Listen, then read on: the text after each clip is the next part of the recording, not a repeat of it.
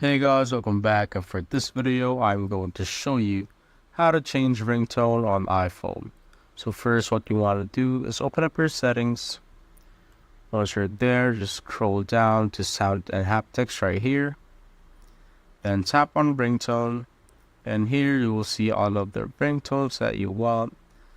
So I have set it to classic, and if you want to change it to, just tap on classic here below and you will see more ringtones. So there's a lot to pick from, so it's just based on your preference on what you want. Once you're done, you can just go back, and now your ringtone is set. You can also go to Tone Store right here. It will prompt you to go to the App Store, and you can check all the ringtones that are available. And that's basically it, guys. If you have found this video helpful, simply leave a like below or subscribe because it helps reach more people. See you on the next one.